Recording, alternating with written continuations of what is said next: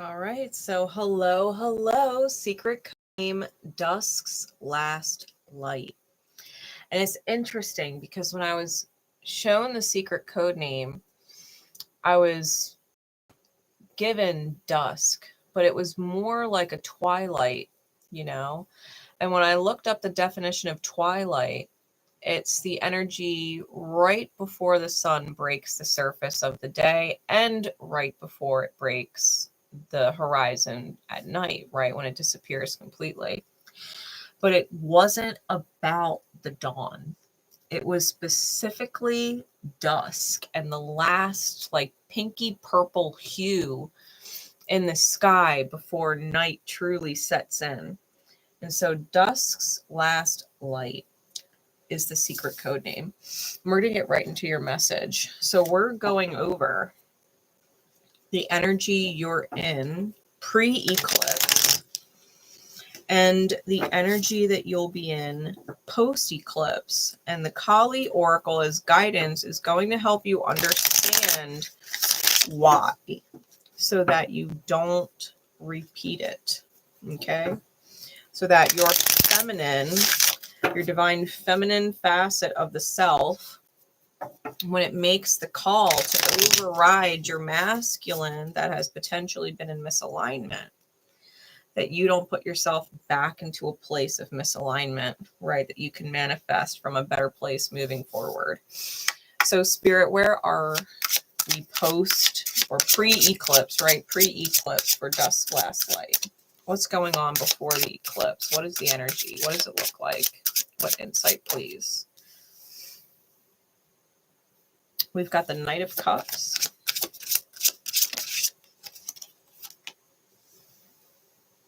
The Eight of Swords.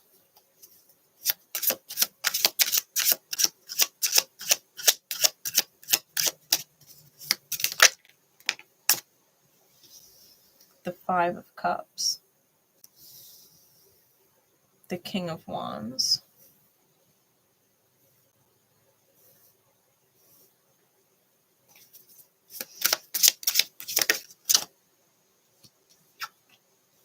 The Eight of Wands.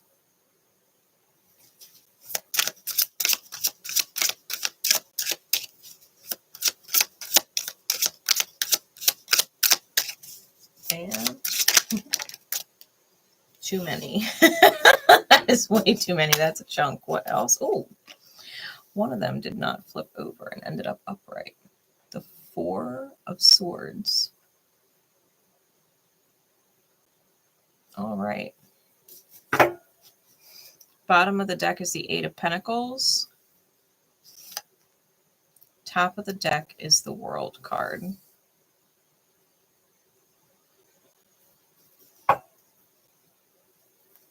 Okay.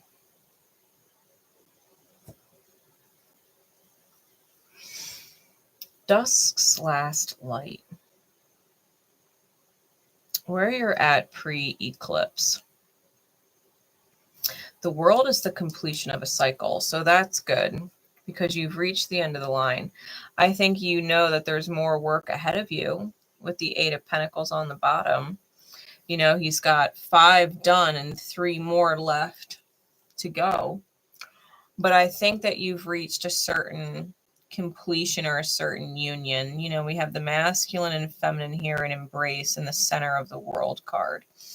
And I feel with that energy that you have, at the very least, a high divine connection where you were probably offered a love cup price by a very genuine person, right? The Knight of Cups is able to give genuine, sincere compassion and emotion because he was given it first, right? And that's what this card is showing. It is showing that the Knight of Cups received the ability to give and speak love because someone gave and spoke it first, right? And this individual here is the same individual being tied up and put into the Eight of Swords. And so the person who gave love and gave compassion is now being put in this mental prison of the Eight of Swords, right? They're being put in the mental prison of the Eight of Swords. They're being tied up by this figure in black who is also here. And once the figure in black ties up the heart space, right, or the feminine energy, he's yearning for or longing for the energy that was once given. You know, we have this meddlesome feline down here doing what cats do and knocks over the cup and the water spills over, you know? And it's like the figure didn't realize what they lost until they started to ignore it. Because when they left it unattended, it spilled, right? When they weren't focusing on it, something in the outer experience came and knocked it over. I'm feeling like the divine is giving you an opportunity to choose what you want to create. And in order to really figure out what you want to create, I think you're being guided to take a mental break, right? To kind of take a step back and realize what's going on. Because the person who's supporting you, because you're still working on things, right? You've got this union energy, this completion energy, but you're still working on things and you're being supported. But the very person you're being supported by is trapped in their own mind by someone else who is in shadow. And I think it's because you're too busy working on other things, to be fair. I think you're so focused on the mundane aspect of things, right? Making money, working, all of that stuff.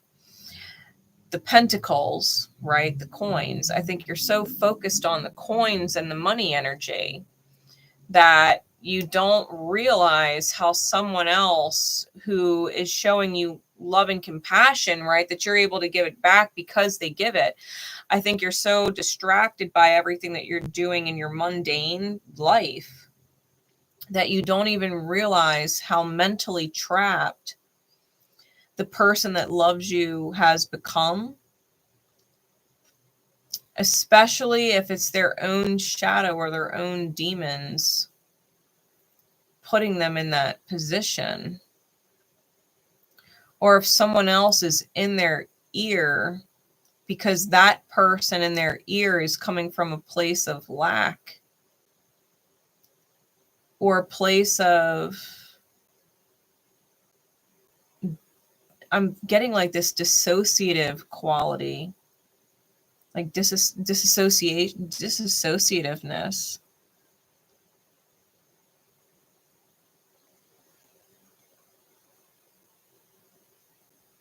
I feel like this person is somewhere else. Like they don't understand love. Whoever this person is that doesn't understand love, who doesn't know what they have until it's gone type person, is actually influencing the mental state of the person who's supporting you. Whether they or you realize it or not. It's like this person's words are coming from a toxic place, but they're echoing in the mind of your person. And your person is having a hard time getting it out of their head, what someone said to them. Someone who is truly misaligned.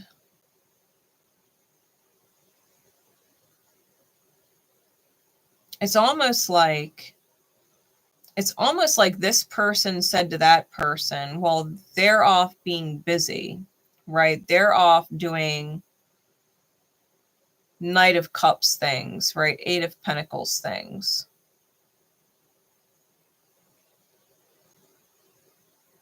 How can you trust them if you're not this or you're not that?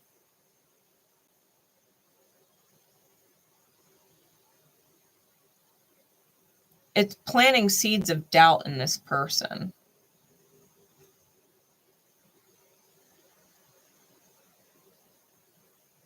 Like if you're not careful, someone's going to come along and take it from you.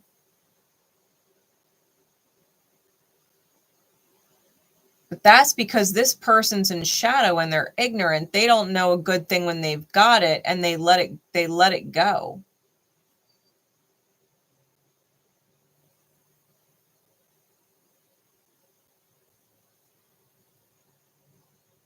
I think this person's putting themselves under a lot of pressure,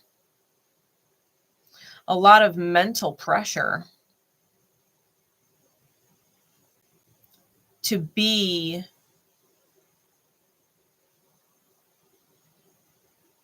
more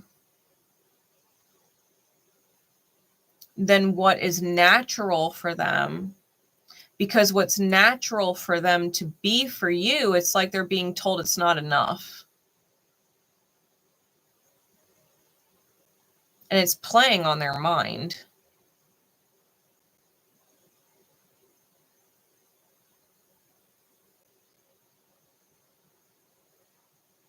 And so it's almost like having to reset, to listen to your inner guidance and kind of take a step back.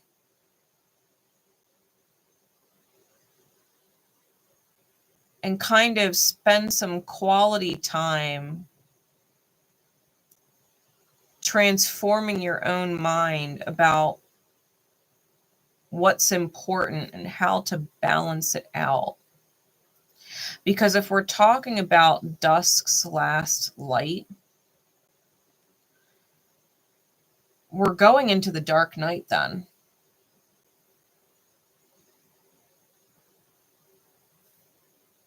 And the dark night only comes because we haven't faced a certain shadow within the self.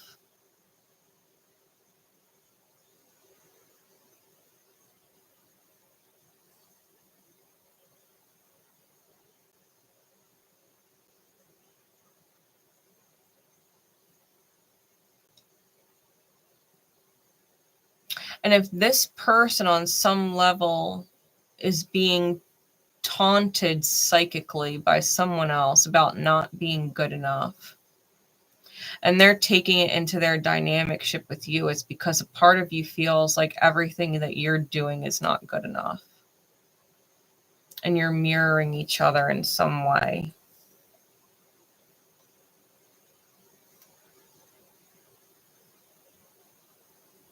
And so it's almost like you're overcompensating just like they are. You're trying to be the knight in shining armor, which is indicative with the Knight of Cups. But you might be so focused on being the Knight of Cups or the knight in shining armor that you forget that you're their king. Right? Let's get into the post-eclipse energy. That's where we are before. Where are we in the aftermath of it all?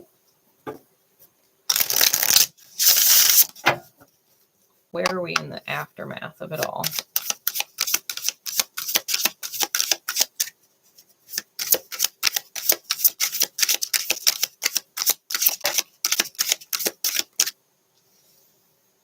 Yeah, King of Cups.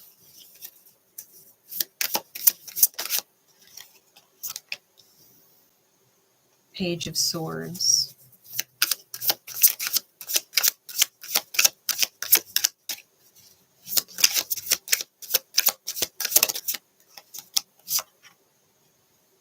Seven of Cups.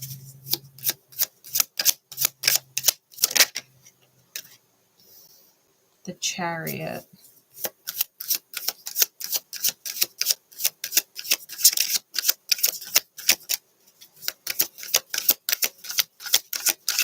What else? The Three of Cups and the Devil.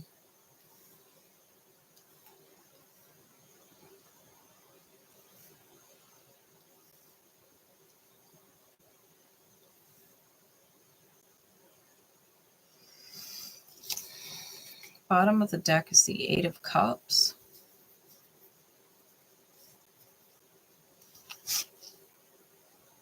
Top of the deck is the Ten of Coin.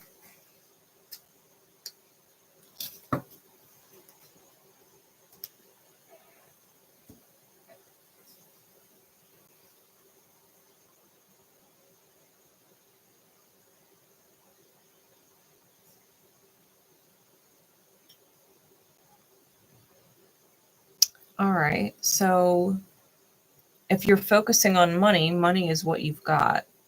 You've got the Ten of Coin. You've got the treasure chest full of money, right? But the Eight of Cups on bottom, the feminine figure, there's nothing left in these cups for her to drink. The masculine energy has moved forward and left nothing for her.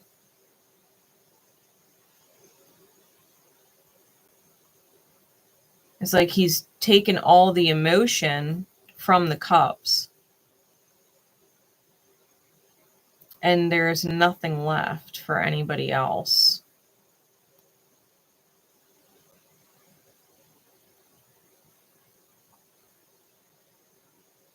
Taking in all of the emotional support, right? But not necessarily nurturing the emotional space of the other person.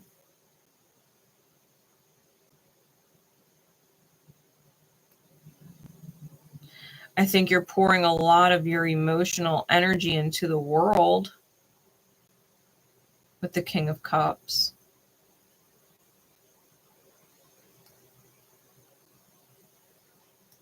But there's none left for your person.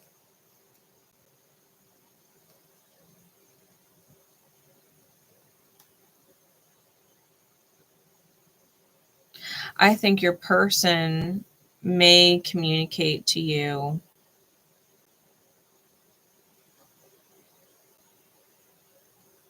that they're having a hard time dealing with other people even.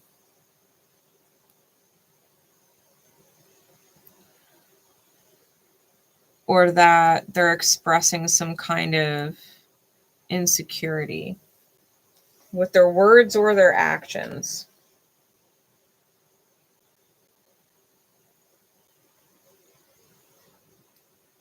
It's almost like they have to fight for your energy.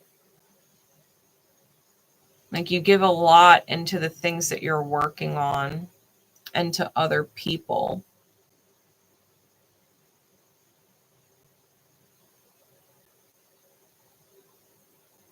But that you don't really have any energy left to give them when the day is done. And they're doing their best to continue to give to you every day.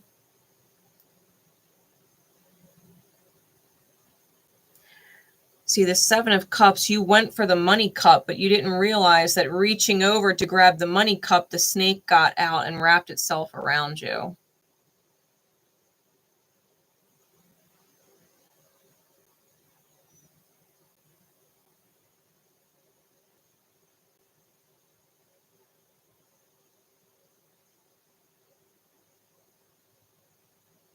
The temptation, right?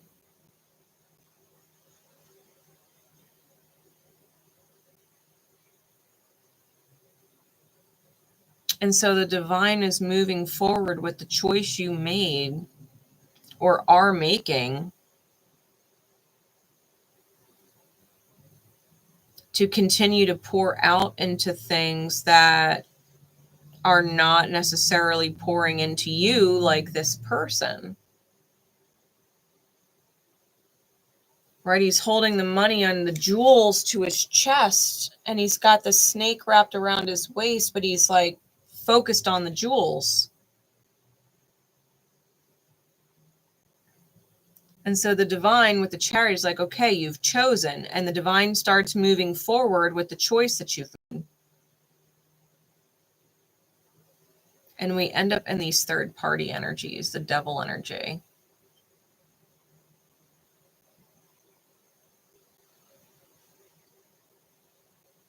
Where you're chained to your demons. And not even realizing that the shadow is all around you. All right, dusk's last light.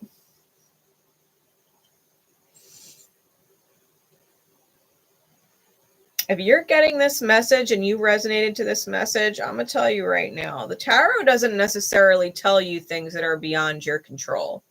It tells you what is going on with the projected path. So if you don't like the idea of losing your person or betraying them with outside energies,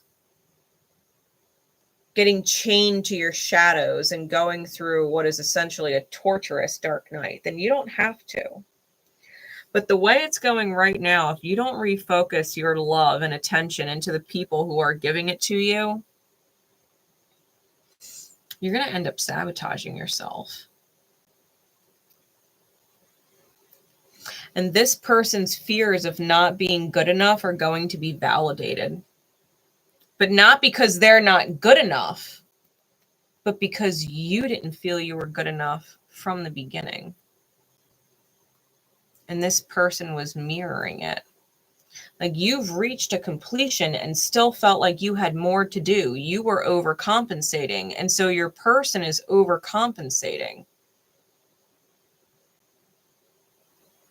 And if you're chasing feeling good enough and seeking outer validation from more than just your person, that their love is not enough and you're not reciprocating it to them, you're going to sabotage this. You're going to sabotage this connection.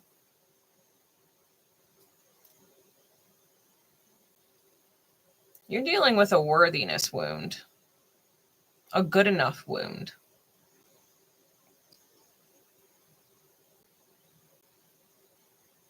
You might even be expressing that this person deserves more. You want to give them more, right? More. They deserve better. And so you're working harder to give them more. But really, if they deserve more, it's not more things. It's not more money. It's more love. It's more consideration. It's more compassion. It's more affection. It's more intimate, connected moments. It's more of this, right? That genuine connection, that feeling of being whole with each other.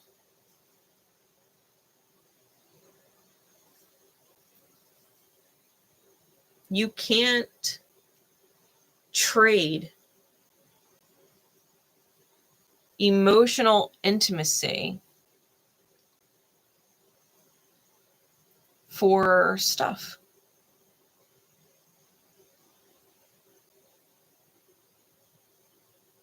You can't supplement with things to replace caring.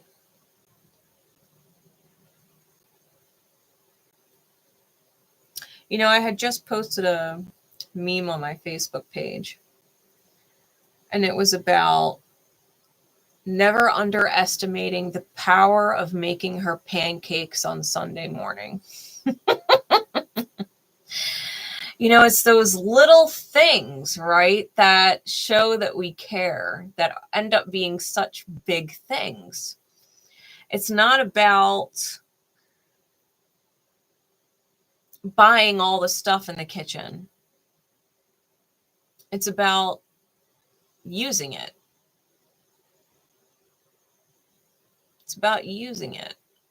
It's about taking the burden off of someone else, or taking the responsibility off of someone else, or the obligation off of someone else, and taking it on for a minute, saying, it's all right, I got you. You do a lot. Being in emotional support of me, and I want to be an emotional support of you in return.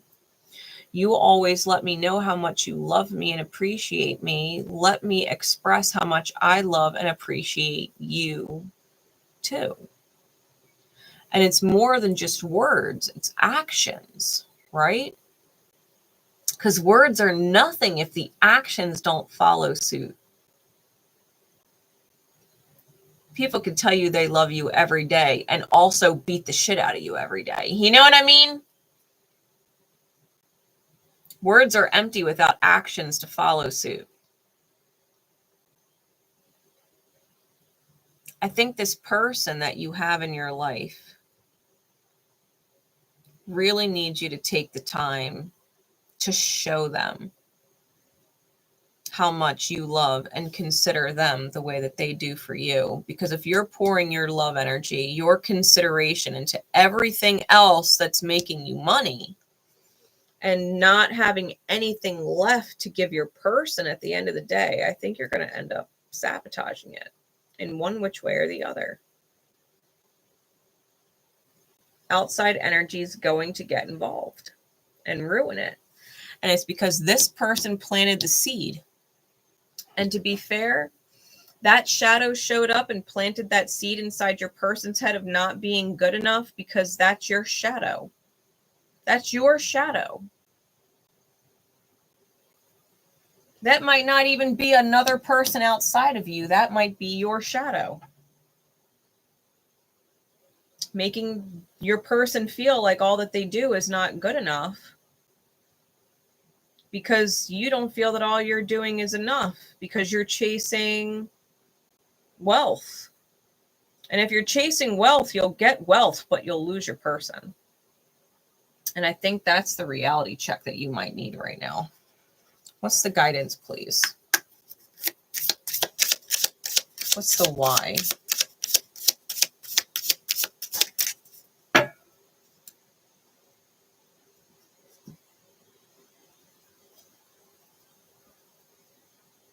𝗗𝗘𝗥𝗦𝗗𝗗.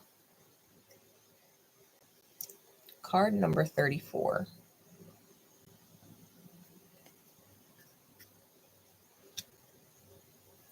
𝗗𝗘𝗥𝗦𝗗𝗗. Let's read for you.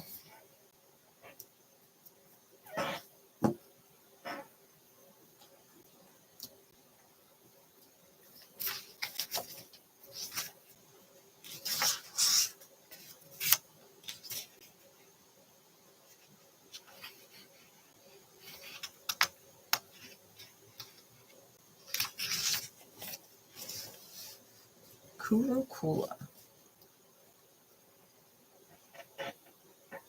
She is vibrant red, pulsating with the feminine power of enlightened activity, infusing our hearts with her capacity for sacred sorcery to conjure and create according to love's guiding wisdom,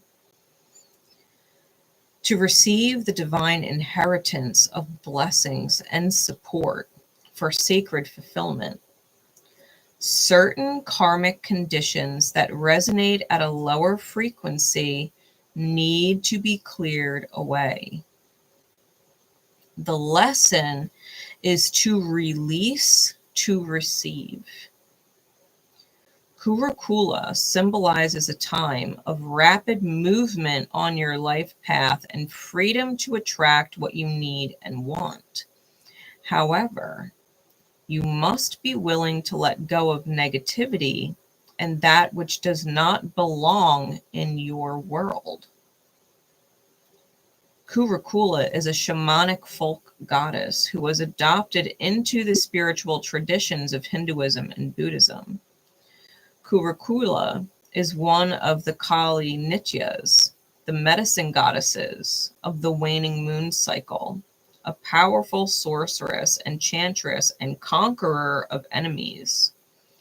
Hers is the realm of magnetism and charisma, spellcrafting, and the power of attraction.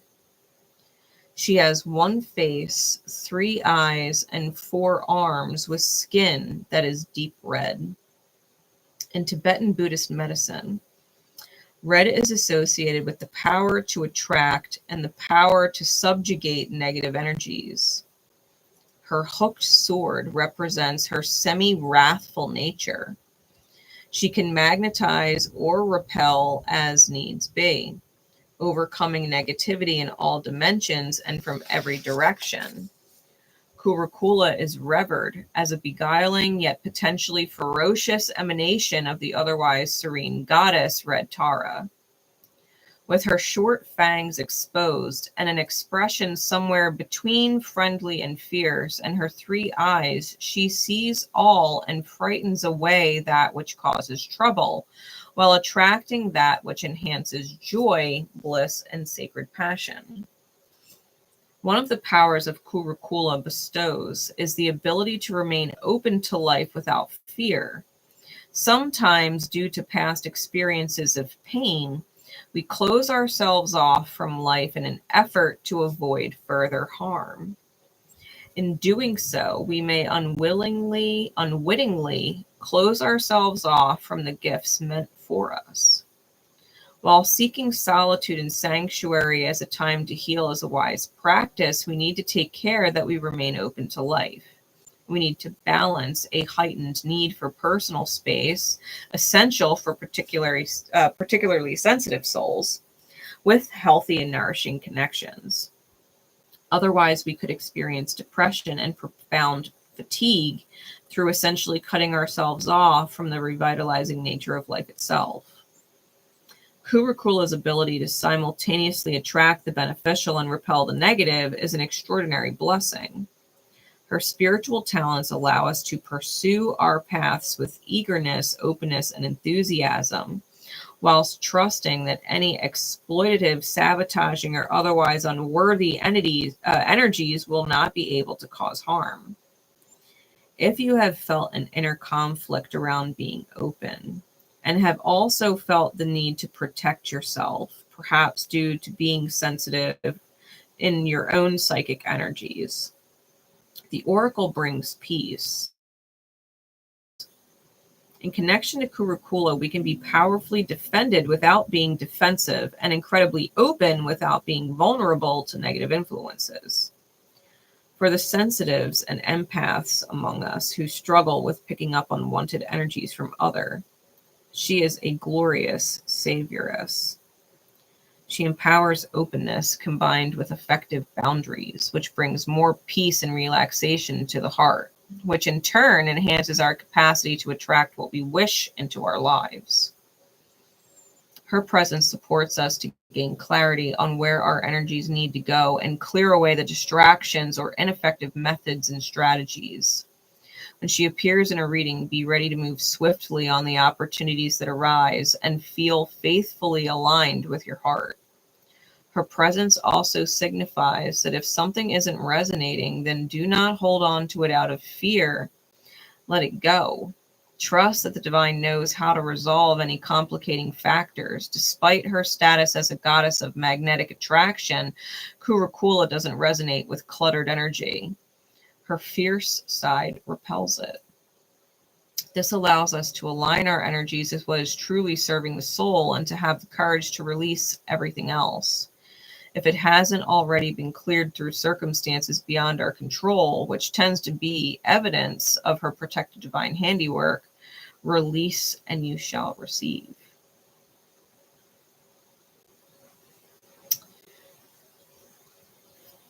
It's about clearing out distractions. And if you're distracted right now with making money, with providing wealth, because a part of you is overcompensating for the other parts of you that don't feel good enough, then you have to let it go. Maybe the job you're at is so fucking demanding that you literally have no energy left for your partner at the end of the day. Yeah, you're making good money, but what's the cost? It's costing what is fair to your partner, what is deserved of your partner.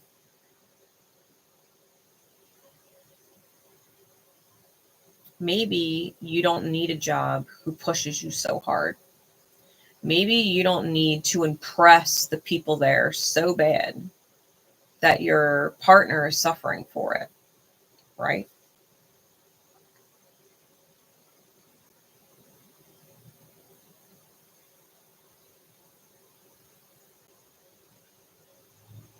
If you commit yourself to the shadow of not being good enough, of trying to seek outer validation, to seek that impressive nature from outside of yourself,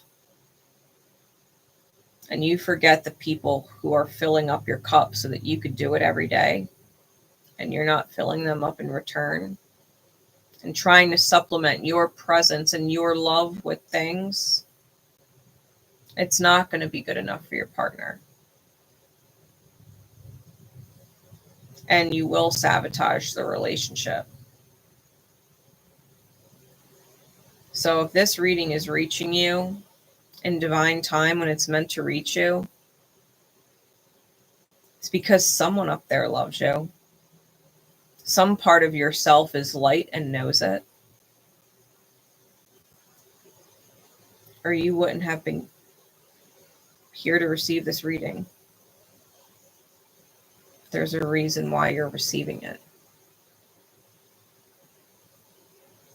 I think you would be extremely disappointed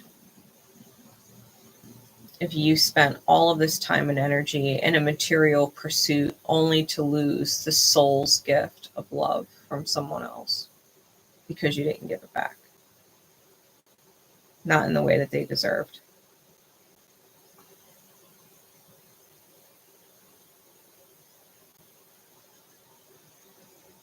You're going to have to draw healthy boundaries with yourself and remind yourself that what you do is good enough and that you don't have to overcompensate in your outside life, your work life, or whatever. That you don't have to overcompensate to impress somebody else. Because the only person that really matters is right here. They're right here.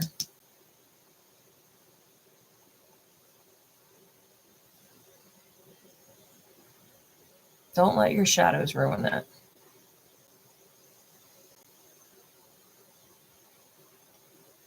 You're good enough. You don't need to impress anybody but yourself. And the only way to do that is to come home to a partner who is truly impressed by your ability to do what you do and still come home and have something left for them. Because you kept that piece for them, just for them to get it. That you didn't give it all away, all of your energy, before you made it home to them. That you kept a piece for them.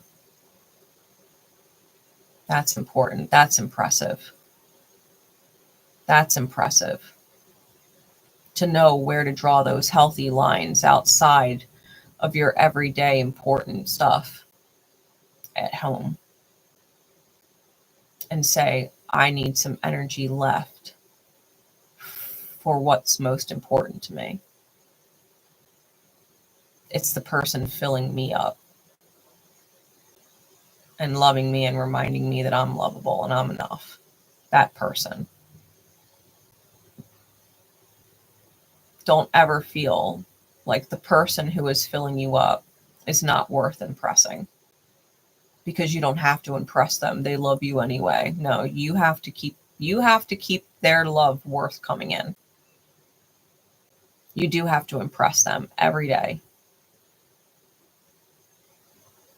Not to keep them, but to keep your own fucking sanity. Because the people out there that you're pouring out for, they're not filling you up. They're not. You can't replace love with money and things. And that's the lesson here. So, I have faith that if it reached you in divine time, it was for good purpose. My love and support is with you always, and I will catch you next time. Take care.